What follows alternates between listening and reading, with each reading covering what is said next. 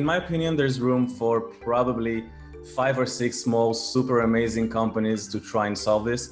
And this is because B2B sales is a cross-vertical problem. So everyone has that. There's millions of potential clients.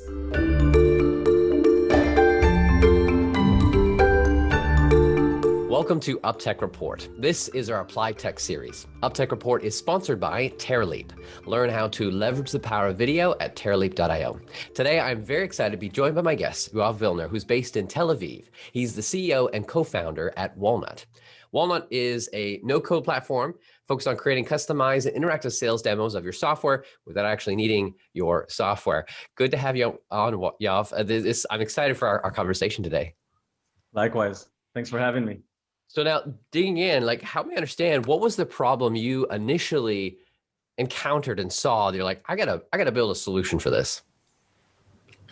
So my first company that I ever launched, I was 22, and it was the first and biggest tech marketing company in Tel Aviv. So I had like 600 startups as clients.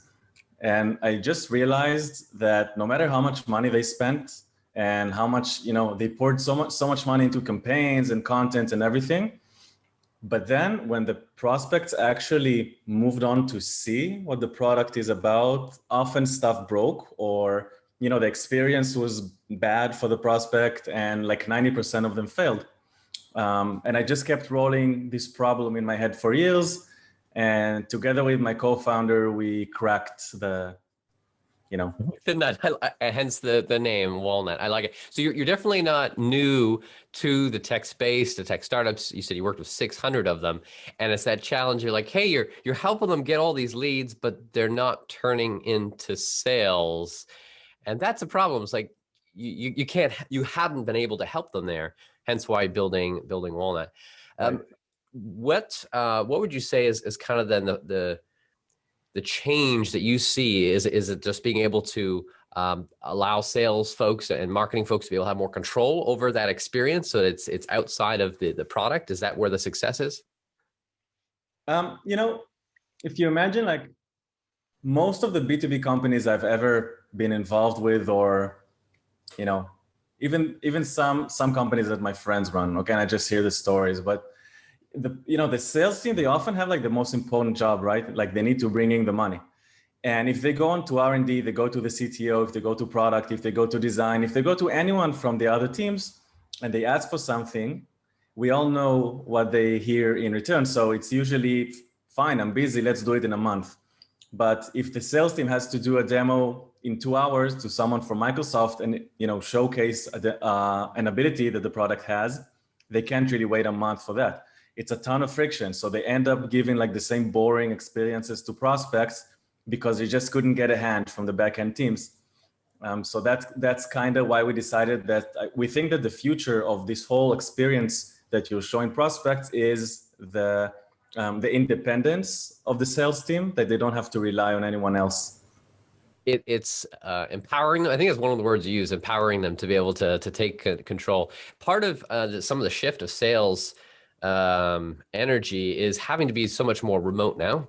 Yay, COVID. You used to be able to come to conferences and stuff, which eventually will come back, and it's different being in person, but having control online. Can you speak to like what you see as the future of sales, software sales going forward? Yeah. So, today, if you want to order a pizza or, whatever, a guitar like I have in the back, this way, you just go on, you Google for something, you choose the best product that you can find, and it's in your house in a few days. You didn't even talk to anyone.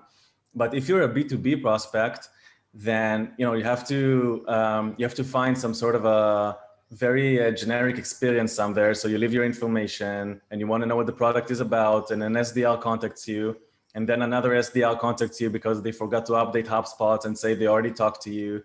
And you have to explain your needs over and over again while you still have no idea what the product is going to do for you. It's a horrible experience. And from the company side, like the team leaders, they don't know what's happening in the demo process, right? So there's a whole ton of friction that I think there's like a new wave of companies that are trying to fix this process from all kinds of different angles. At Walnut, we were lucky enough to be the first to claim it, but I'm sure there's going to be a lot of companies doing that in the next years. I'm going to ask a hard question. I always like to come to competitors themselves and seeing differentiators, because you said there's a lot of ways to attack this problem. I feel like there's another company, Reprise. Is that another way? It's like, how do you see your differentiation and your focus in compared to the market? Yeah. I think that I'll start with like a bigger answer than that. Also because, they probably will see this episode. I don't want to cause any arguments. I think that the companies right now that are aiming for this space, I think that most of them, and still it's a very low amount of companies. First of all, they aim at the target audience a little bit differently. If you start big, you start small, you start with the end user, you start with the VP. I think not all companies right now are aiming to solve the same problem to the same type of persona. And then if it's more of a product-led growth outcome, if it's more of just a huge customized solution that you're giving the teams, I think there's, in my opinion, there's room for probably 5 or 6 small, super amazing companies to try and solve this. And this is because B2B sales is a cross-vertical problem. So everyone has that. There's millions of potential clients. The opportunity is there, and if anything, competition can drive innovation even further. I think everyone agrees with that without a doubt. For you, what are you most excited about the space and the product? So I'm excited about, we get to actually build a category. So for me, it's like the 3rd time in my life. There was not a lot of, and I'm going to do it short so I don't sound like like I'm bragging about anything, but historically speaking, there was not a lot of tech marketing industry, specifically where I'm from, before this company that I launched. And I got to see what it means to build a category, like to build something that creates a wave of hundreds of other companies. The feeling is great. Like you don't get an actual, you just see it happening in front of your eyes, and it's not related to you anymore. But the feeling is really something special. The previous startup that I had was about saving kids from bullies and pedophiles on social media.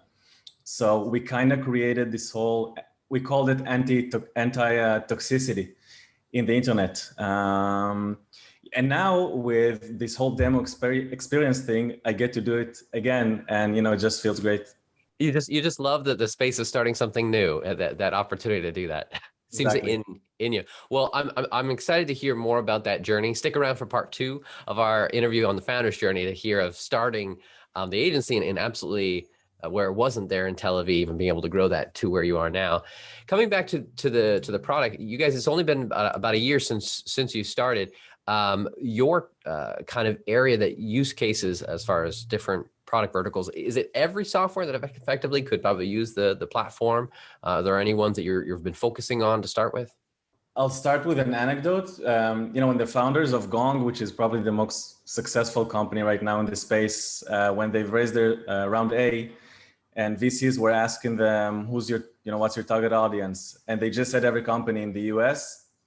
And when VCs asked, are you sure? They said, all right, the US and Canada. So I think that, like I mentioned before, I think that it's not a problem that you can actually narrow. Let's take one space, I don't know, cyber companies. I come from Tel Aviv originally. Every other person here on the street probably has a cyber startup. But I still wouldn't, narrow myself to one vertical, just because I think that the core of the problem is not related to your industry. I think the core of the problem is looking in a very vertical way, which type of product, which type of dashboard, which set of features, and which story you're telling to a specific use case of a specific client. If you can do that in a scalable way, then you can do it for a cyber company just as you would for a, consumer company even. Now for you, the product itself, what's the business model? Typical SaaS platform based on the use case? Is it users? How is it built? Yeah, so we first of all have monthly licenses as a pricing model, but we only take yearly contracts. Mm-hmm. And the reason that we're a little bit harsh on that is because we started with a waiting list of hundreds of companies. So we kind of, as opposed to any other startup, even that I had in the past, where I had to like start pushing and fighting for the first clients that we have. The privilege that we have with pioneering this thing is that we get to drip them inside in the pace that we see, right? So right, is it still a wait list right now that folks can kind of get on, and then you're letting them in as they come? So we shifted from waitlist to an actual sign up. Okay. And now we have a double-digit number of actual paying clients. So we're not in the process of like design partnerships or pilots anymore. We have some pretty, overwhelming companies that I wouldn't imagine work with us in such an early stage. And yeah, super fun. And can anything you can speak to as far as the current clients that are using you, use cases of how they're using it right now? Yeah, so probably mostly the stuff that was written about us. So Adobe is, one of the best clients that we have. And there was also, I'm not sure when this will be on, so I'm not sure if I'm going to say it, but we're going to announce something that Adobe has done together with us, which is super interesting. And Varonis, it's a $4 billion cyber enterprise that we've been embedded so deep there that I think we're there not going anywhere. Yeah, some smaller startups, and by small that could even be like 100, 200 people on the team, are also using us. And it's really interesting to see that the bigger the company is, so it's probably not going to be someone it's like a VP or a head of in the enterprises is not going to sit and customize the experience. He has people to do it for him. But the smaller the startup gets, it's really interesting to see like the VP just sitting down all day creating new storylines, which is how we refer to the templates of the demos. And when we ask them, can we do it for you or something? Do you need a hand? Because you're probably busy. So they're just so deep inside doing it. So it's really interesting to see how the product plays out. You're saying that they enjoy doing it, or like you ask them, but they say no, or they do ask for help? No, they want to do it on their own. Like they love what they're doing. They love being independent, not having to ask for favors from any other backend team member. So, they're like, I'm going to do it, just give me the product. We'll be fine. Can you just give me very briefly, share about the stack itself, how it's used, the technology itself? Yeah, so what happens now is the sales team, they would first log on to their actual dashboard. So if you take Adobe, for instance, so one of their products, most of their products are based on a dashboard like any other B2B companies. So they would create a storyline on the Walnut platform and they would call it, Alex, for instance, because they want to show a demo to you. And when they head back to their actual product, they would highlight the pages that they want to turn into this new animal, which is this new product demo. It's not a video, it's not a screenshot, it's not a mock-up. And if, let's say they chose 5 pages out of possible hundreds, these pages would replicate to our cloud environment, which you can then customize and create the flows, just like how you would edit a website on Wix. You get an editor and you start customizing the flows. And the next step would be getting the insights, what's going on in the process, which is something nobody knows these days. And the other thing is you can share the knowledge with your team members. So, that storyline worked perfectly for client number 315 and everyone started using it.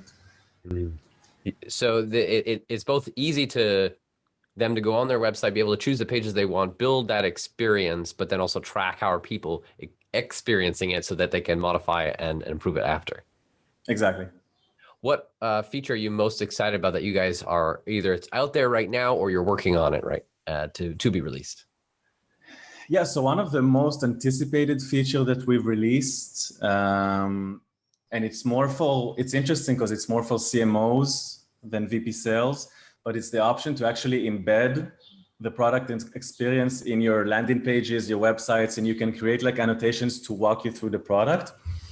And if you come to think about it, when we see a landing page of some SaaS product we don't know, you usually see like, the same generic pictures or a boring banner or something, and you have to leave your email. You don't even know what the product is doing.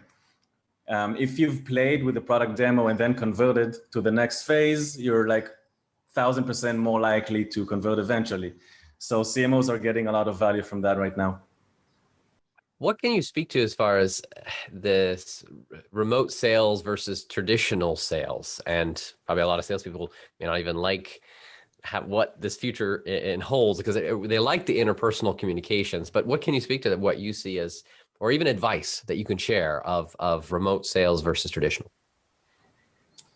I think that everything is remote right now, as far as I'm concerned. Like, I think that actual physical sales right now are, a mistake, or someone forgot that it could have been remote. I think that, even if you're not using any of the platforms that we mentioned, like, you should probably aim for a couple of things. First of all, realize that two prospects are not alike, and everything that happened so far in the past decades was showing the same product to everyone. That does not make sense anymore. So you have to try and provide a better experience. And second tip is don't take the risk of giving a live demo each and every time, because things break. They break all the time. Bill Gates broke Windows 98 on that stage, and Bill Gates broke, I think it was connecting to the Wi-Fi or something in an Apple conference, and Elon Musk was, bragging about the bulletproof car, and then it broke. So it's gonna happen to you. So don't count on the live product to show your demos, because one failed demo is equal another lost customer. Don't count on technology, because it will show you what it really thinks in the worst time. I love it. So kind of closing, just thoughts here of where you guys are headed. What can you share as far as your roadmap and what you're excited about going forward? I think, I just think that the opportunity to build this category is just beyond, we're having so much fun. Like, it's hard work and, it's intense, no sleep, blah, blah, blah. But we first of all have like amazing backers, like people that, I've admired for years, whether the founder and CEO of Wix, to VP sales at GitHub, to NFX, to, Ronnie Conway, Topher Conway, people that they have seen so many startups launched, and they have seen what makes them succeed. And now we're very lucky enough that they were the first believers in what we're doing. The team members that we have, each one has like a 10 or 15 years experience in what they do. I was even shocked that some of them joined us when we just started off. So if you have everything set up, right, like the vision, the team, the backers, everything just kind of, I would just, keep fingers crossed that we can just continue doing what we're doing right now. I love it. For those that want to learn more, go over to walnut.io and you'll be able to sign up for their product. Thank you so much. Yoav, good to have you on and hear this journey. Stick around for part 2, though, where we're going to hear more about the journey that he's been on and how he got to where he is today. So we'll see you on the next episode of UpTech Report. Have you seen a company using AI, machine learning, or other technology to transform the way we live, work, and do business? Go to uptechreport.com and let us know.